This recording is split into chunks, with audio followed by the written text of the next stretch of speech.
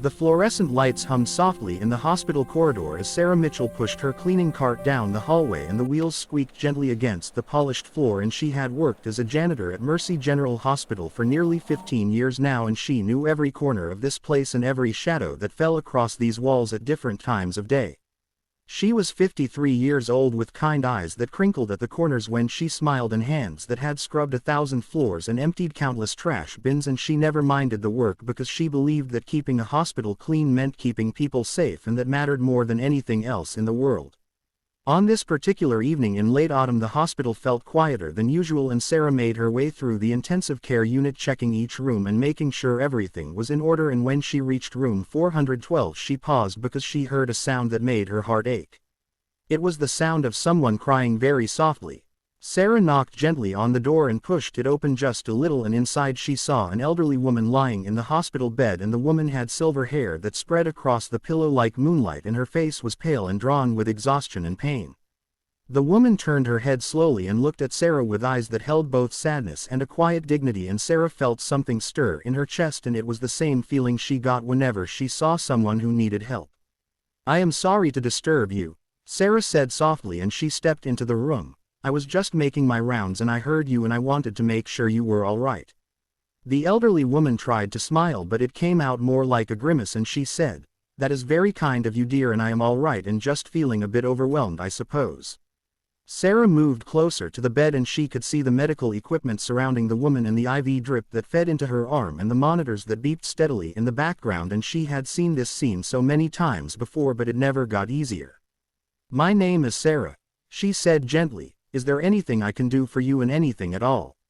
The woman looked at her for a long moment and then said, "My name is Eleanor, and I have been here for 3 days now, and they tell me I need a blood transfusion, but my blood type is very rare and they are having trouble finding a match." Sarah felt her heart squeeze with sympathy, and she knew how frightening it must be to lie here waiting and hoping and not knowing if help would come in time. "What is your blood type?" Sarah asked.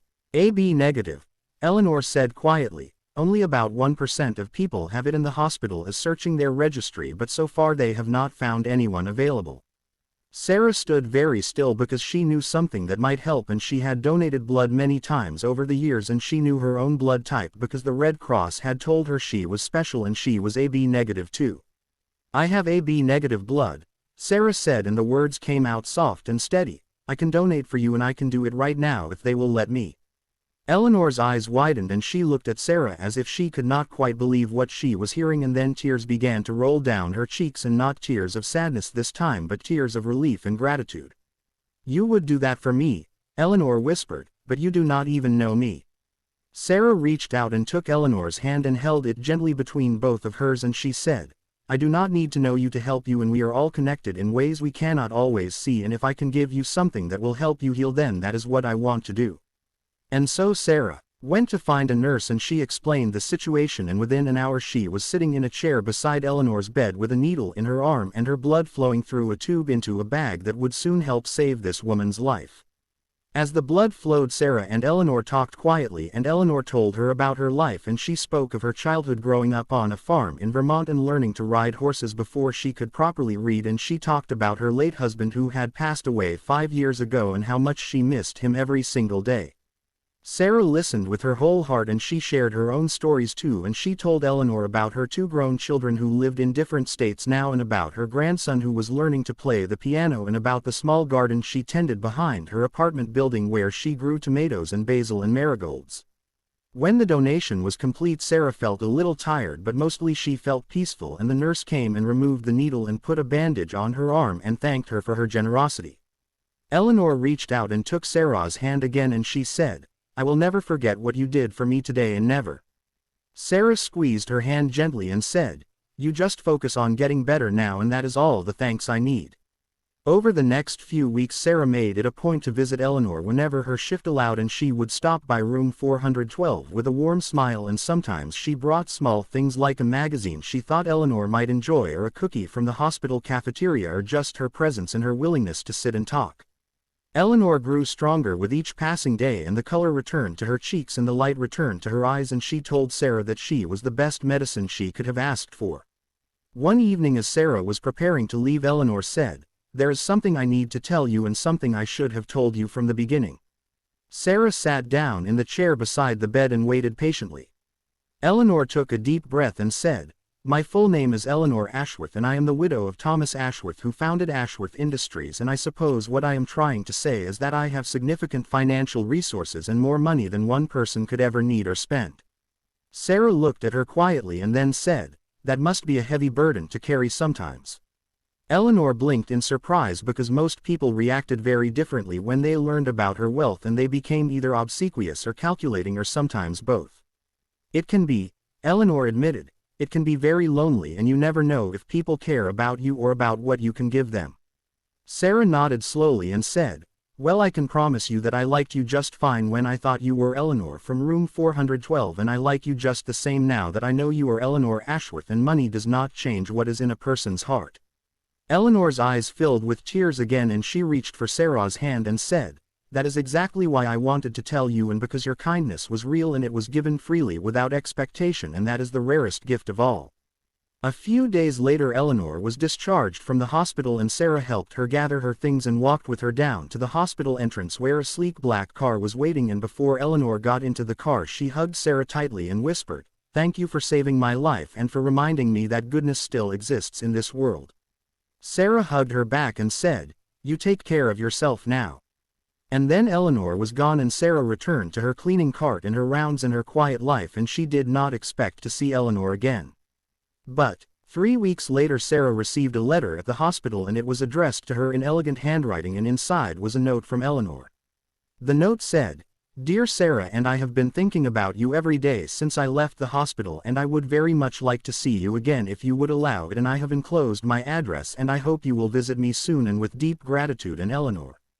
Sarah smiled as she read the note and she tucked it into her pocket, and on her next day off she took the bus across town to the address Eleanor had written.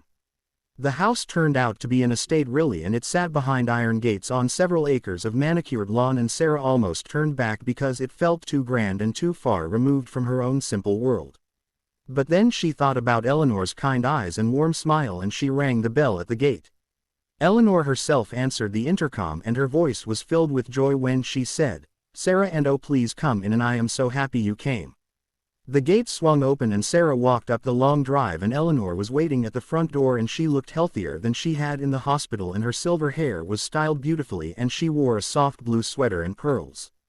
Eleanor embraced Sarah warmly and led her inside to a sitting room filled with afternoon sunlight and comfortable furniture, and they sat together drinking tea from delicate china cups and talking like old friends.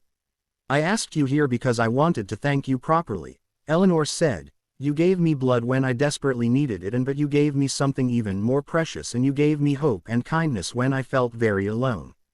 Sarah shook her head gently and said, "You do not need to thank me, Eleanor, and I did what anyone would do."